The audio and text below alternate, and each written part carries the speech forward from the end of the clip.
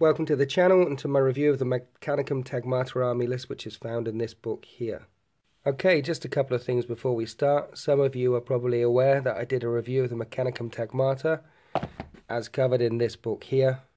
But this book, and therefore the review, in no way covered everything that's available for the Mechanicum. Previously, you had to have all of the Horus Heresy books to get all the rules, all the guns, and all the options for the Mechanicum Taghmata, and this combines everything from all of the Horus Heresy books, plus a few of the points have been tweaked, plus a couple of the rules here or there have been tweaked.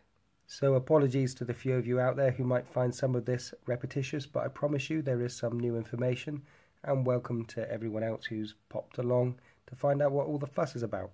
First up, we'll do an overview of the contents of the book, what's in it, what you can expect from it, and then we're going to flick through and have a look at the units, and I'll give my thoughts and opinions on what you find inside, and also a few suggestions on how to go about fielding a Mechanicum army. I'm not going to break down every single unit in detail like Mini Wargaming do, love those guys. Instead, this is a review, this is an overview. I'm aiming to give you guys a good idea of what's in the book and a good idea of what a Mechanicum army will look like, how it will function on the table.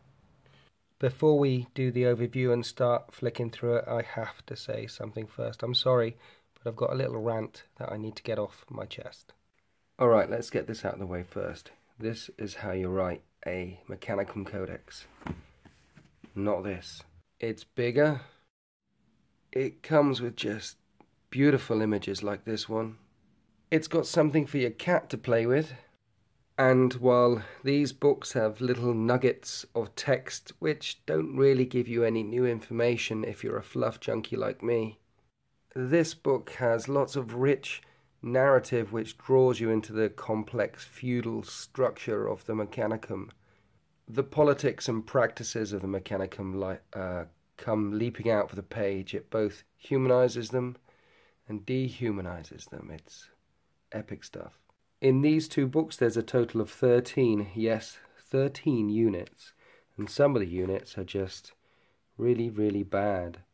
It reminds me of EA Games taking crap out of video games to sell it back to you as DLC content later in life. I just wonder what they've got hidden behind the cupboard at Games Workshop. So here they were busy trying to find ways of taking stuff out of the book, and over here there's over 30 different units you can use in one book, including Titans. You'll find some excellent prose about the Titan legions, and you'll find the rules for the Warlord Battle Titan itself, and believe me, they will not disappoint you. Not only does it have 30 hull points of 5+ invulnerable save and can never be locked in combat, but Haywire doesn't affect it either, and when you try and hit it in close combat, you got to hit it on a 6, monstrous creatures hit it on a 5/6. It is truly a god of war. In these books they were thinking what they could pull out of them, and in this book they were thinking what could we stuff into it. You know that excitement you get when you're reading a book and thoughts are flicking through your mind about, oh, I could do this, oh, I could do that. It jumps out at you when you start reading through this. Not so much these, but there are just so many different ways you can play a Mechanicum army list. There's variety in this book, there's passion for the game in this book. You can feel the soul of the Mechanicum, the cult Mechanicus, coming through this book, which you can't really in these. And last of all, the team behind this book have seen a John Blanche drawing. They understand that Warhammer 40k and the grim dark future has its own style, its own aesthetic. They understand that Games Workshop made their fortune not by trying to copy someone else's style, but by forging ahead and making their own. Whereas the guys behind this book, and these model makers, whoever told them to do something based on the 1950s, it's bad, isn't it? Okay, apologies for that rant over. I just had to get it off my chest. I do like playing with the Cult Mechanicus. These books aren't bad, they're just not very good, and I'm not going to buy these models or play with them anytime soon. I'm certainly not going to play with these anytime soon. That's okay, but just this is excellent. This is how to make a codex. There's so much variety, so much depth in this book. It gets the general in your brain talking to you, saying buy this, and I'll have you try and play it this way, try and play it that way. I flicked through it 3 times now, and every time I've flicked through it, I've picked up new things. It's a good book, so let's jump into it. So the book is nicely structured and broken down into sections. It starts off with the Taghmata Omnissiah, which takes up the chunk of the book. The Taghmata Omnissiah is the portion of the priesthood of Mars which is divinely ordered for war. There's a chunk of fluff which is cut and pasted from Horus Heresy Book 3, a chunk of fluff which is cut and pasted from Horus Heresy Book 2, and then about 50 to 60 pages of how to go about making a Taghmata Omnissiah army, including a Laws of War section which has the Ordinatus macro engine which is coming out soon, and included in the Lords of War, the rules for every single Imperial Knight that Forge World currently make. Towards the back of the book there are two small sections, one covering the Legio Cybernetica and one covering the Ordo Reducta. This is just a couple of pages on how to field a different type of army, consisting mainly of cybernetic constructs. And the Ordo Reducta is another way of fielding a Mechanicum Taghmata, which has lots and lots of tanks in it. After these pages we get to the Titan Legions, and it has all the rules for a Warhound, Reaver and the Warlord. Then we've got a few pages on fighting battles in the Age of Darkness, and there's 6 new mission types in here. I'm particularly interested in the War of Lies. It's got some very interesting rules. For example, at the end of the game you roll a d6 for every objective you control, and then you gain that many victory points, either none, 1, 2, 3, or if you roll a 6 you get minus d3 victory points for controlling that objective. War of Lies, well done Forge World. Giving us different ways to play the game, different types of deployment. Do you remember the whole spearhead deployment? It's in here. And then at the back of the book we have all your war gear options, all your special rule options. No more digging around in 3 or 4 different Horus Heresy books. It's all laid out for you, and there's lots and lots of pages. The old school breakdowns of all the weapon profiles, including Titan weapon profiles. So that's the structure of the book. Most of it concerns itself with the Taghmata Omnissiah and with the Ordo Reducta and the Legio Cybernetica. There's some additional ways of playing around with your army composition. Back at the beginning it starts with Warlord traits and then concerns itself with rules, formations and allies for playing in Horus Heresy Age of Darkness games. Personally, I don't play Horus Heresy games at this time, so I won't be using any of the formations here. I'll be using the standard Combined Arms Detachment and playing that in games of 40k. And as the Forge World errata states, this game is designed to be entirely compatible with games of 40k, so with your opponent's consent, play away. I know the boys I go up against using this army really enjoy playing against it. It brings something different to the tabletop. Then it talks about cybertheurgy. Cybertheurgy is something that you'll come to know and love, particularly if you use cybernetica units such as these guys here. Cybertheurgy is something your HQ can do to buff these units. Basically you pass a leadership test with some modifiers depending on what you want to do. So for example, if you want to blow up one of these guys when they're locked in close combat with something, it's a -3 to your leadership, and you've got to get equal or below for it to pass, for the power to come into effect.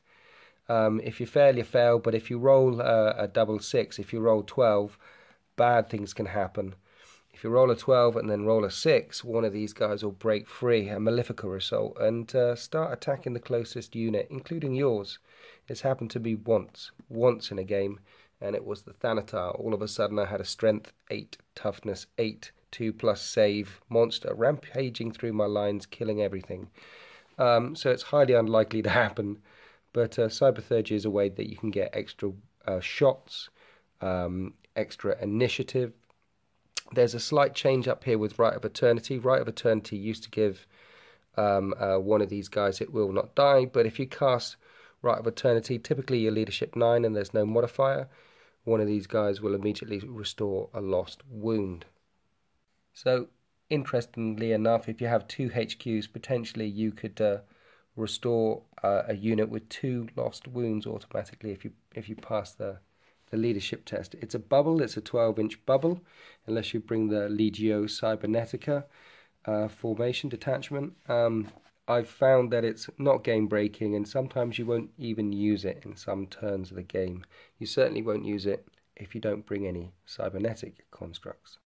Then we'll dive into the Mechanicum Taghmata army list. So it starts off with a Magos Prime. Your Magos Prime is your chocolate box HQ guy. You can upgrade him to an Arch Magos Prime, which gives him toughness 5 and a 2+ save, rather than toughness 4 and a 3+ save. 3 wounds versus 2 wounds. It costs 35 points for that upgrade, but on top of that, if you bring along this HQ unit, you must also pay for one of these upgrades as well. You must turn him into a Malagra or Myrmidax, or the type of Magos Prime he is. What does he do? For example, for 35 points, an Archimandrite will give all of your vehicles, it will not die for free. A Malagra, he has +1 weapon skill and attacks. So these are different types of Magos or Archmagos Primes, and how they interact on the battlefield. So it's a chocolate box, particularly when you look at all the weapon options that you have here. This guy is an independent character. He comes with a 4+ invulnerable save as well, with a power weapon and a Volkite Serpentor, so he'll have 3 attacks with his weapon loadout. Interestingly enough, your Magos Prime doesn't come with a Cortex controller. You have to pay for that upgrade if you want it. So for the uninitiated, what is a Cortex controller? You will find that some units in this book have the Cybernetica Cortex rule. The Cybernetica Cortex rule typically affects Cybernetica, such as these guys here, your Thanatar, Castellax, Vorax, and some other units. If enemy units are 12 inches away from these models, they'll be fine, they'll be free to do what they want to do, but if enemy units get within 12, they have to try and shoot at them, and they have to try and charge them. If you want to stop that happening, you need a Cortex controller. If there's a Cortex controller within 12 inches of these guys, you will be free to control them as you see fit. If there isn't a model in range with a Cortex controller, they'll resort to program behavior and start charging off after them. Which is why I think it's interesting that you have to pay for the upgrade if you bring a Magos Prime along. You think you'd get to take it for free, but I guess you can field entire Taghmata armies without any Cybernetica in them at all. After the Magos Prime, we have a Magos Dominus. He's a cheap, non-independent character with a Cortex controller, and he can do Cybertheurgy as well. He has a special rule which allows him to attach himself, though he's not an independent character, it allows him to attach himself to monstrous creatures. He's basically like this dude here. So for 75 points you get a toughness 4, 2 wound, 3+ save HQ choice. He's a cheap HQ choice which doesn't seem very resilient in himself, but as he can attach to one of these units here, or even a Thanatar, and with Cybertheurgy, buff these guys, restoring wounds or overriding firing protocols. And remember, these guys come in units of 3, 4, 5. You can have multiple monstrous creatures in one unit. You've got all of a sudden a resilient and cheap HQ unit. If you're going to bring Cybernetica, I'd bring 2 of them. Next you have a named character, and another named character, and another named character, one of the heroes of Coral City from the Horus Heresy Istvan campaign. This guy's a dude. The first elite slot in this book is very interesting and tells you a lot about what they're trying to do here. They're just trying to give you different options and different ways of playing the game, because its immediate battlefield role doesn't necessarily jump at you from the page. It's an Adept or Magos for 65 points. To get it to a Magos, it's 85 points. It's a higher toughness, extra wound, with 4 servo automata with it. So 1 chunky dude, 4 servers floating around him, which are toughness 5 with a 5+ save. A relatively resilient elite choice. You have to give it a battlefield role, one where it fixes stuff, one where it's got Feel No Pain and buffs Ad Secularis Covenant, really cheap troop choices around it, with a +1 Feel No Pain, or one where it's got lots of guns and shoot stuff. So a cheap unit, not a particularly potent unit. Why is it in this book? It's in this book because Text Priest Auxilia are common as chips amongst the Mechanicum. They deploy lots of them on the battlefields. Forge World love the game. They love the fluff. They understand that if you are bringing a fluffy army, a real army, you're bringing this along, and there's still options in there for you to create something unique for you, and there's options in there for you to find ways to fit it in your army if you want to bring this option. Next is the first cybernetic creature that we see. It's a Domitar class battle automata, and it's not released from Forge World at this time. It's basically the close combat version of that guy there. That guy's got toughness 7, 4 wounds, and 3+ save. This guy is toughness 7, 4 wounds, and a 3+ save. So it will die like this chap here, but he's 70 points more expensive than them. What do you get for 70 points more? Well, you get a guy that's a beast in close combat. You can bring them along in units of up to 5, which would be crazy. They have strength 10, AP 2, concussive attacks, which are not unwieldy, but it is at initiative 3. And they do D3 Hammer of Wrath attacks at strength 7. Yeah, he's going to be tough. He's also got a funky little frag missile thing here for killing hordes, basically. 3-inch blast, ignores cover, strength 5. So he's a beast to run at your opponent. Of course, a 70-point cheaper way of doing it would be to charge these monstrous creatures straight at your opponents. Next we have the Myrmidon cults, and they make up a key part of the fluff as far as the Priesthood of Mars is concerned. There are 120 points for 3 of them. Then you've got to pay for guns. Basically, you're going to be paying at least 200 points for a unit of 3 of these guys. They're toughness 5, 2 wounds with a 3+ save, so they're resilient. They have a ballistic skill of 5, so they're hitting on 2s. And all of the guns that you see here are either salvo or 3-shot. Basically, each of these guns fire 3 times, and with lumbering advance, they fire them both. So each model chucks out 6 shots, hitting on 2s. A unit of 3 of these chucks out 18 shots, hitting on 2s, which is why they are so expensive in the points. They're tough, they're shooty, they look like this, they're very pretty, and because they have power axes, they're no slouch in close combat either. 2 attacks base, 3 attacks for your Myrmidon Lord, high leadership as well. They've got a 5+ invulnerable save. These guys will function as the Terminators in a Mechanicum Taghmata. They're comparable in points to Terminators, and they fulfill a similar battlefield role. It's interesting, if you don't really want to bring Cybernetica along in your Taghmata Omnissiah, you can put troops in them, you can bring Myrmidon Secators, you can bring vehicles, and you can build a list which will function very effectively like a traditional 40k army does. First up in the troop slot we have the Ad-Secularis Covenant. They're 35 points for 10. They cost 3 points each. You can bring them up to 20. 20 will cost you 65 points. For 15 points you give them Right of Pure Thought. That's 80 points for 20 fearless models. Suddenly you've got a blob, a tar pit for 80 points with toughness 3, 5+ save. If you like, for 20 points you can give them Carapace armor, so for 100 points you get 20 fearless models which have got a 4+ save instead of a 5+ save, because as you know in Warhammer a 5+ save is pretty much no save at all. They come with a 6+ Feel No Pain and strength 4 weaponry which have 1 shot. With ballistic skill 2 they're not really going to shoot anything to death. I found these guys aren't that potent in the shooting phase. But at strength 4, when you charge a unit with 20 fearless guys, that's 40 attacks. I don't care if you're weapon skill 2, in most cases you're hitting on 4s. And at strength 4, you can do some damage with these.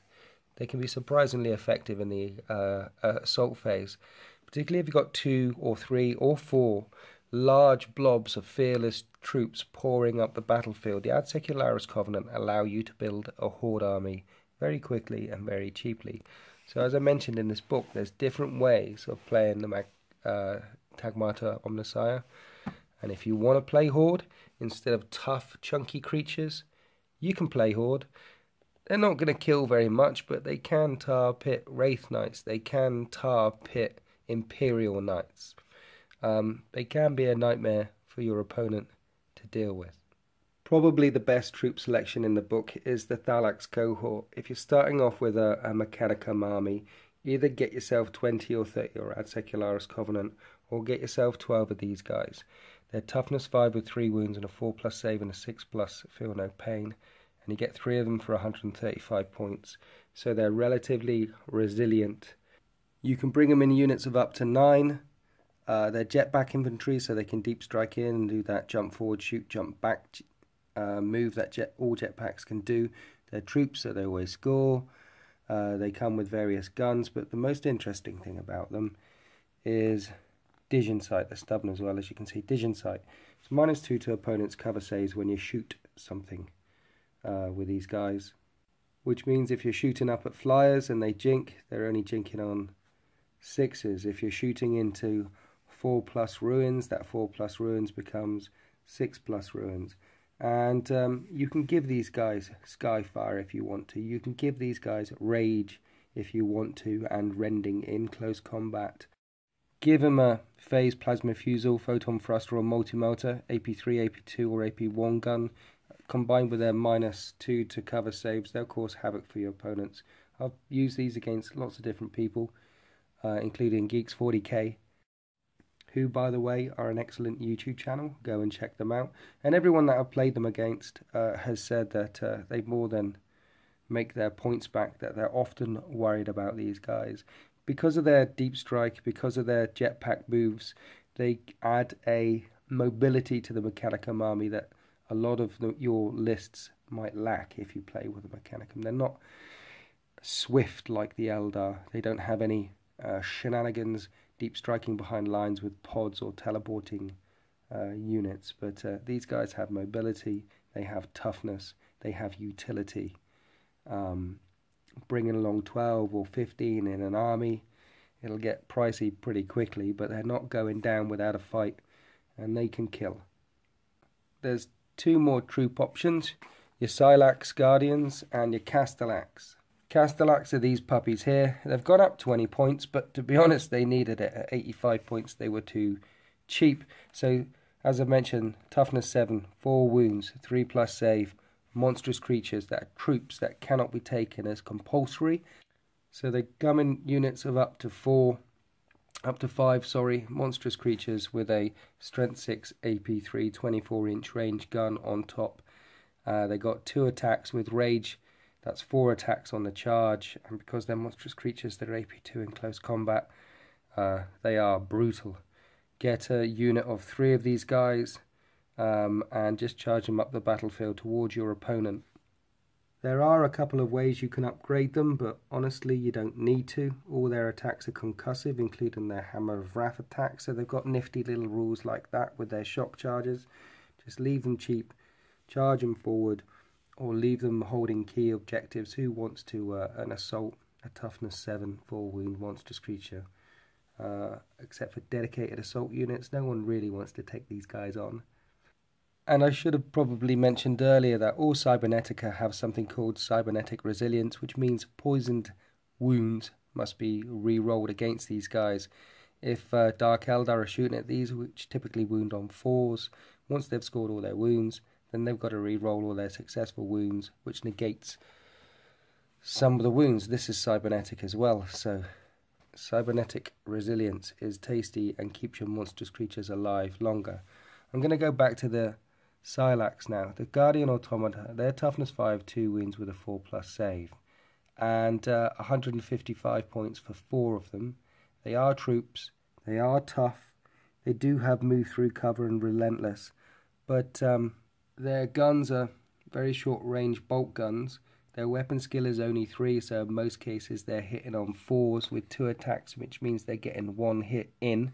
They can exchange that attack for a strength +3, so strength 7 AP2 initiative 1 attack, but at weapon skill 3, 4 of them will particularly, well, 2 of them will be hitting out of the 4 strength 7 AP2. What I'm trying to say is they're not particularly shooty, they're not particularly assaulty, they are tough. There's just other units in this book like the Castellax and the Thalax which can do what these guys do but better. I really like the model. But in a book full of strong unit options that you read and you think, oh, I want to take some of them, oh, I want to take some of them, this is perhaps the first unit in the book that jumps out at you thinking, where exactly will it fit? Other problems with them is they're leadership 7 and they're not stubborn, so there's chances of them falling back easily or chances of them being sweeping advanced. Whereas Castellax is a monstrous creature, he's fearless. Your Thalax, they're stubborn, so they're unlikely to be sweeping advanced. Yeah, or less likely. Ad Secularis Covenant, you can make them fearless. The models are just so, they're good, but I can't see for 4 guys for 155 points where they would fit. Maybe if you brought a chunk of them, maybe if you left them hanging around the backfield and use them as a counter-punch unit. There's some nice rules in there, such as the Rad Furnace, which is like the Skitari Rangers. It's -1 to opponent's toughness if they get into an assault with these guys. But they're not particularly shooty, not particularly assaulty. Dedicated Transport, Taurus Armoured Conveyor, 135 points for front armour 14, with a flare shield, which means shooting attacks on the front armour are -1. It comes with 2 Volkite Sentinels, which are quite tasty and can carry 20 models. It's not an assault vehicle. It has got a shock ram on the front, so it's good for ramming stuff out of the way. It's a pricey dedicated transport, but it can carry a lot of stuff. Don't bring it on its own. If you're bringing tanks, bring more than 1 vehicle. Otherwise it's going to get picked on like crap, but it does look very nice. Another one of those Forge World models which they knocked out of the park. At this point of the book, through the things that we've flicked through already, you're only probably putting Myrmidons in there or Tech Priest Auxilia. Other stuff can hoof it on foot. But that's your dedicated transport. In the fast attack slot, more models that Forge World haven't released yet, and I really, really want them to. The Azarax cohort. They're basically the close combat version of Thalax. They're toughness 5, 3 wound, 4+ save, 6+ feel no pain. And for 175 points you get 3 of them. They come with 2 lightning claws, so that's 3 attacks base, 4 attacks on the charge, and you can give them all power fists if you want to. So these are jump infantry with a high number of wounds, high number of attacks, and a high toughness. Give them a pair of power fists. Each model have 4 power fist attacks on the charge, doubling their strength to 10. So a unit of 3 of these guys, that's a 12, strength 10, attacks at initiative 2, and they're stubborn. And it's a 5+ feel no pain stubborn, sorry, not a 6+ feel no pain. Please, Forge World, please, please, please release these. I want 9 of them. That was the first fast attack choice. The next fast attack choice is your Tarantula Sentry Gun Battery. These are quite common in a lot of different Forge World publications, and you can load them up with lots and lots and lots of different weaponry. If you have, they've got automated firing modes, basically where they fire a long way at a 90-degree fixed fire arc, or all around them with an 18-degree fire arc. But Anima Override, if you have a model with a Battlesmith special rule within 6 inches of them, you can overrule the firing modes and just pick on what you want. Interestingly enough, the Hyperius missile launcher, which is strength 8 AP3, heavy 1 Skyfire Interceptor Heatseeker. Heatseeker says Jinx saves may not be taken against attacks with this special rule. And on the Castellum Stronghold we have Heatseeker, a weapon with a special rule, can re-roll all failed to hit rolls against flyers and fast skimmers. So I guess if you're firing Hyperius missile launchers off this platform, you're re-rolling to hit. And if you're firing it from a Tarantula Sentry Gun Battery, you're ignoring Jinx. I don't know which one is better, probably ignoring Jinx. The perils of cut and pasting, Forge World? Anyway, units of 1 to 3. I really like the idea of 3 Tarantula guns for 90 points with twin-linked multi-lasers on. So you're looking at a multi-laser, as we all know, is 36 hit range, 3 shots, strength 6. So 3 of these platforms will be 9, strength 6 shots, chucking at 36-inch range from a toughness 6, wounds 2, 3+ save, immobile platform. Have your Battlesmith, have your HQ guy stood nearby. And yeah, you can throw down a lot of firepower from a high toughness unit for relatively cheap points. The last fast attack choices are Vorax, and they've gone down 10 points. Toughness 6, 3 wounds, 4+ save for 65 points. A monstrous creature that looks like this, and they come in units of 1 to 6. They needed the points reduction in my humble opinion, but this guy will chuck out 8 shots at 36-inch range, strength 3, and for 10 points, a nice little upgrade in this book. You can give them bio-corrosive ammunition, which gives them the poison 4+ rule. So beforehand, I was bringing these guys along, and though they chuck out a ridiculous amount of firepower, like I say, 8 shots at 36-inch range, at strength 3, they weren't really killing anything. I think that bio-corrosive round poison 4+, that's a standard upgrade for these guys going forward.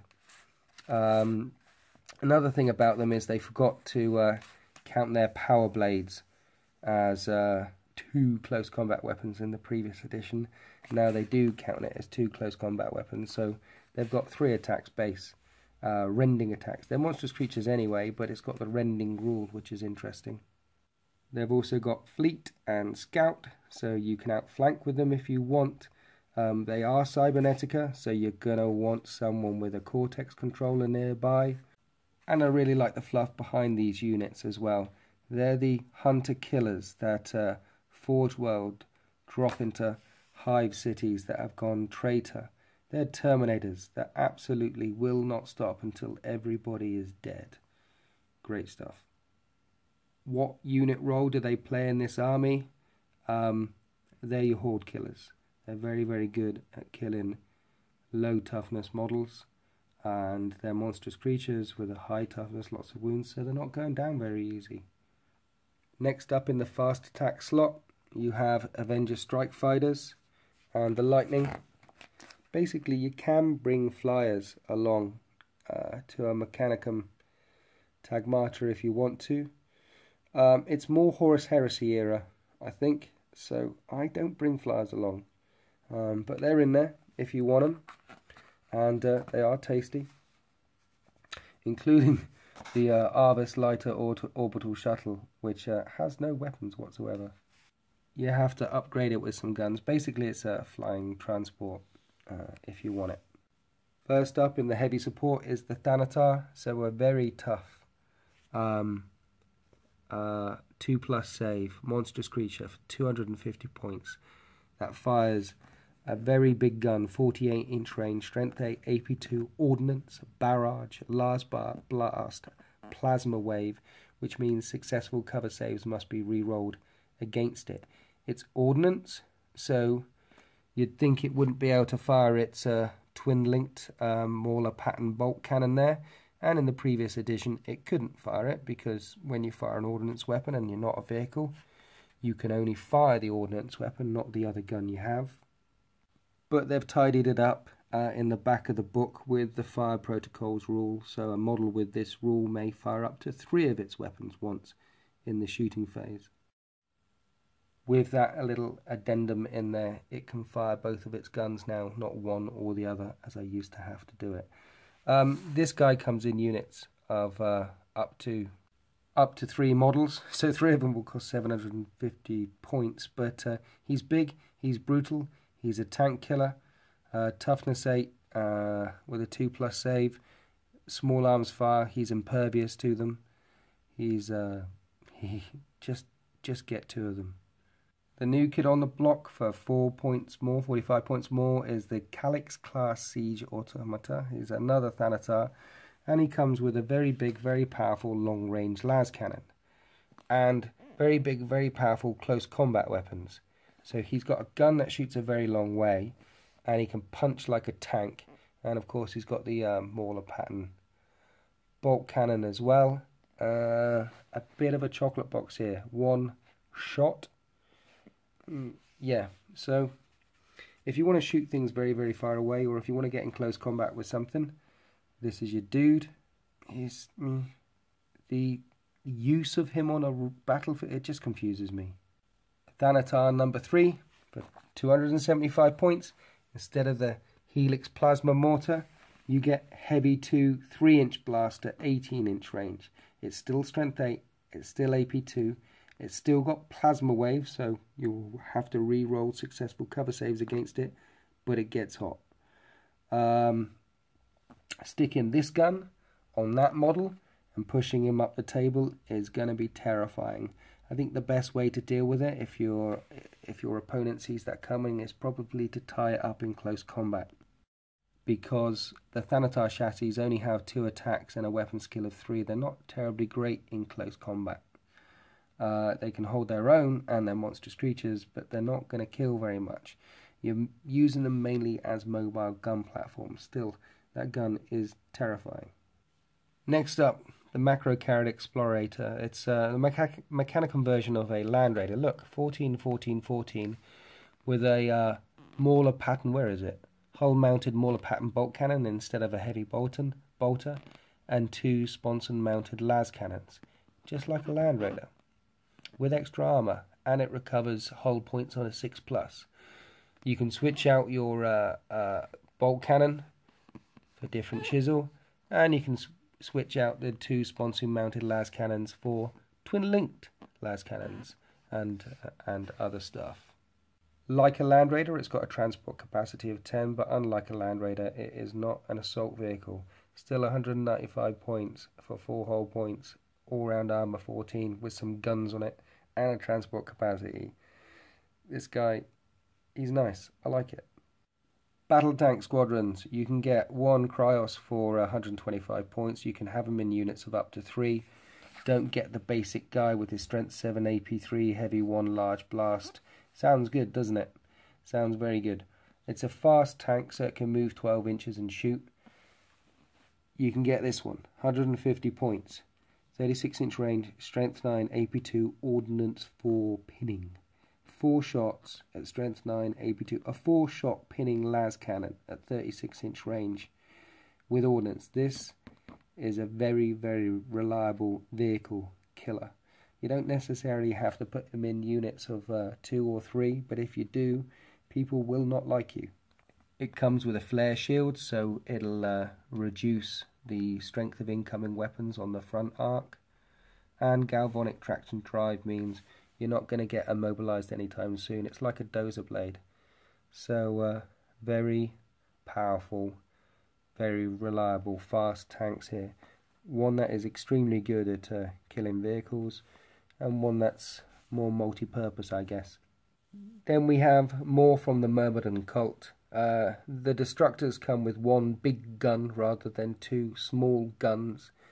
You can have a unit which all have conversion beamers, or all have irradiation engines or graviton imploders. These are extremely pokey guns on toughness 5, 2 wound, 3+ save. Models. All of these guys come with power fists instead of power axes, but they're designed to be kept towards the back of the battlefield and shoot big guns. They have preferred enemy everything, so they're very good at shooting stuff. Relentless means that they can fire their guns on the move, so they're a very powerful option. If you're going with Cybernetica, you perhaps want to stick with your Thanatars. If you're trying to stay away from Cortex controllers and Cybernetica, then you can go for Myrmidon Destructors and tanks, Myrmidon Secutors, Thalax, Ad Secularis Covenant. There's lots of options.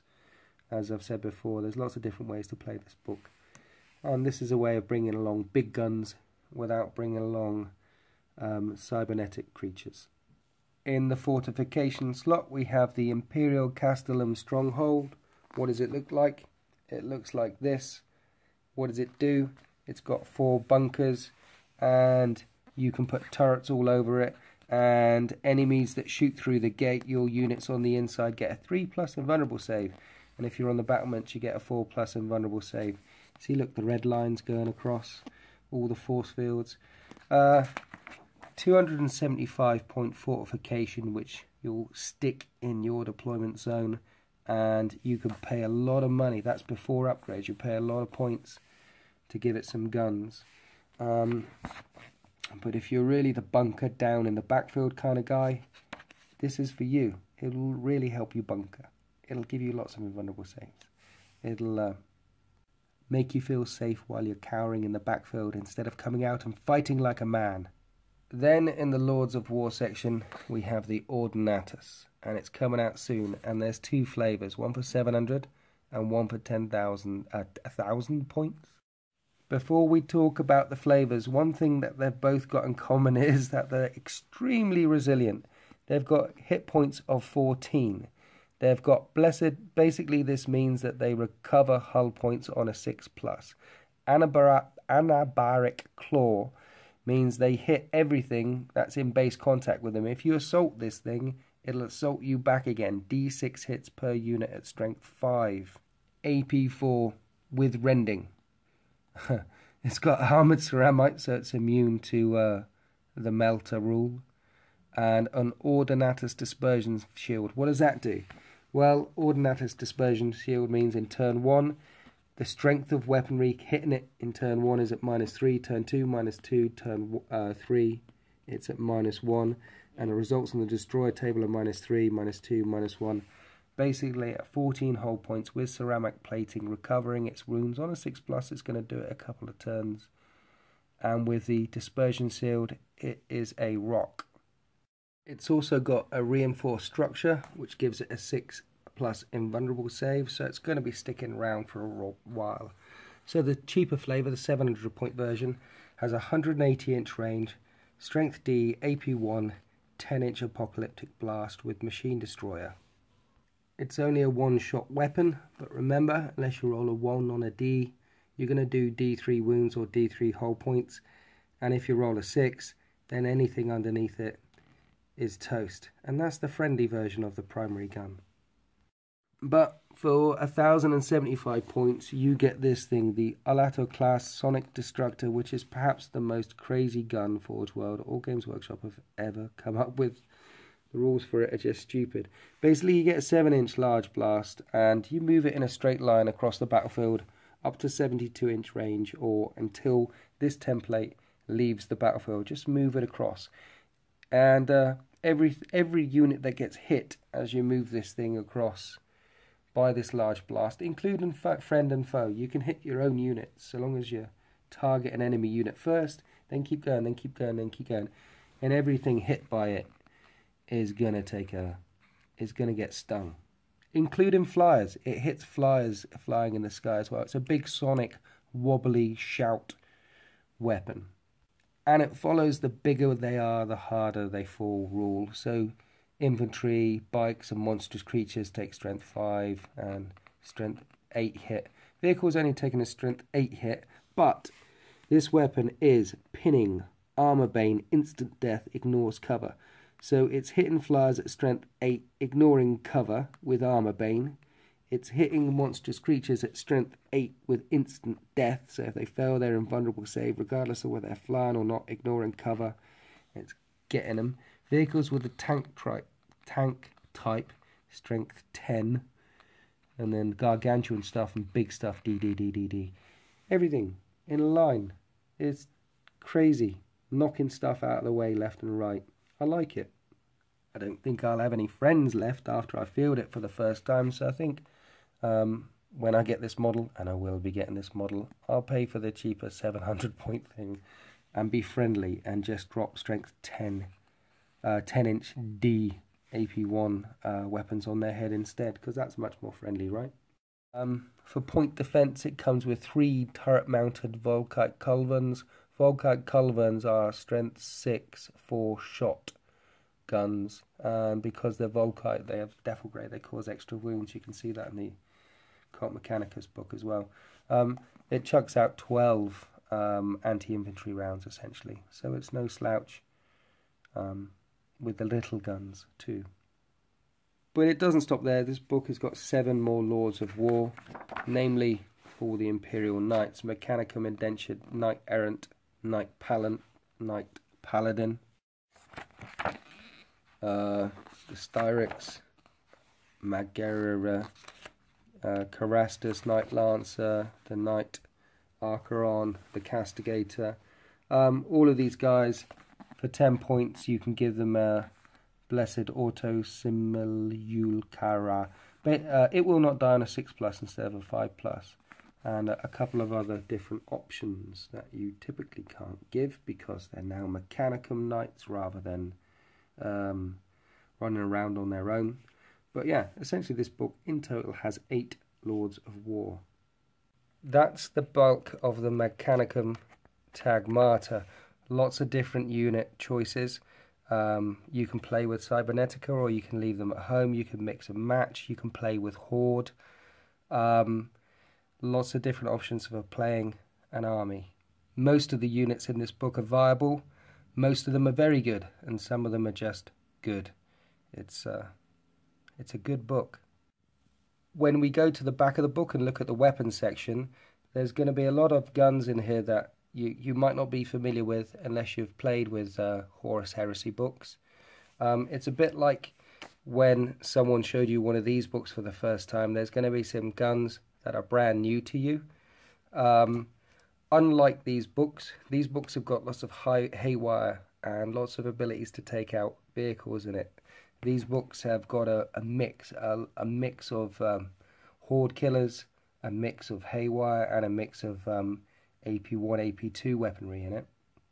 And AP3 weaponry like Mauler pattern bolt cannons or phased plasma fusils. There's lots of new and exciting ways to kill your opponents. Photon thruster weapons, photon gauntlets, photon thrusters and dark fire cannons are all very interesting. All at AP2. Lance Blind gets hot. There's a variety of Volkite weapons, which are your Horde killers with the Devil Great special rule. They cause extra wounds which roll over. There's Rad weapons, which have Fleshbane rules or Radphage rules. Radphage, a model which loses 1 or more wounds to an attack with Radphage, has its toughness reduced by 1 for the rest of the battle. Long story short, there's a number of brutal weapons in the back of this book. There's a number of brutal options that you can stick on your units. None are particularly game-breaking, but some are very, very scary. And while there's a lot of new stuff to learn, most of it is built on top of the Imperial weapons that already exist. So if you have a good knowledge of Imperial weaponry, it's easy to learn this new stuff. In the Legio Cybernetica bit, which is this bit here, you've got a new HQ and it encourages you to bring cybernetic models. If you bring a Legio Cybernetic Battle Cohort, half of your army, at least half of your army, must consist of these guys, and they all get +1 initiative. So your Vorax all of a sudden, monstrous creatures with initiative 5. Your Castellax are going up to initiative 4. Your Cortex controller range doubles from 12 to 24, so it's easier to control these guys. But there's a downside. If at the end of the game all of your models with a Cortex controller have died, then the opposing side will gain D3 victory points. Still, it's a very, very interesting way of fielding your army. If you want to field an army that consists entirely of monstrous creatures, then you can with the Legio Cybernetica. It's nice. I'm going to get some more robots. Then we get to the Ordo Reductor, and the Ordo Reductor, some nice fluff, is a method of bringing 2 Lords of War per slot, and you notice 2 heavies are compulsory, because these guys, there's a new Magos thing, these guys really, really like their tanks. You can bring along a bunch of tanks, and very, very big and very powerful tanks. Fluff-wise, the Ordo Reductor are the part of the Mechanicum that the Mechanicum are scared of. Mechanicum typically are interested in what works and finding knowledge and putting stuff together, and these guys are interested in how to pull stuff apart.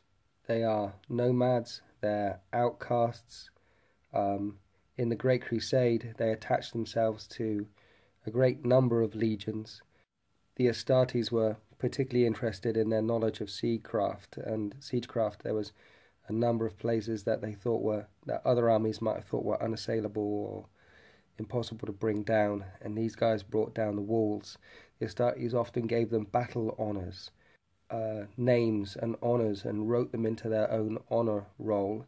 It turned out that when Horus Heresy happened and everyone went traitor, most of these guys joined the Loyalist legions. Maybe because they were ostracised from much of the Mechanicum and feared by much of the Mechanicum and chose to honour the deeds of many of the battle brothers that they had fought with over the years, or maybe because they thought that the War Master would be their greatest challenge yet. Anyway, if you want more tanks and if you want more knights, go for Auto Reductor, and the fluff is crazy good. Last thing in the book is the Titan Legions. Great fluff again, and most of us should know the rules to Warhound Titans, Reaver Battle Titans, and Warlord Titans. I'm not going to delve too much into it here because Titans are Titans. We know what they do. They're big, they're brutal, they're pokey. All of us want one of these. Very few of us can justify actually buying a Warlord Battle Titan, and how many times would you actually field it on the tabletop? Every time. Yeah, well, it's just nice that the rules are in here. There are a few little rules we haven't seen before. So God Engine for the Warhound and Reaver Titan, all Mechanicum units within 24 inches and on the same side as a model with this special rule of Fearless, which is nice. Also, Towering Monstrosity, a Titan may never be locked in an assault. A Titan may never be locked in an assault. And Haywire, they're completely immune to the effects of Haywire. It'll be interesting to see whether Games Workshop carry those rules over into their publications, or whether it'll only stick in this publication here. I certainly think it should carry over to the other publications. A number of times I've had my Reaver Battle Titan locked up with some Spawn, or with some an Imperial Guard platoon. It's annoying. These rules make sense to me. I'm certainly going to pitch them to the boys next time I play against them. And I do like that God Engine rule. It's nice. Anyway, I'm very aware that I've been gabbing on for some time now, so I'm going to shut the hell up. Thanks for listening to me. Those are my thoughts. That's the review. It's a great book. It's a great army to play with. It's better than that one. I know some of you out there will perhaps want me to delve into it in a lot more detail, but I'm happy to answer any direct questions that you might have. But that's it. Thanks very much for listening to me, and happy wargaming.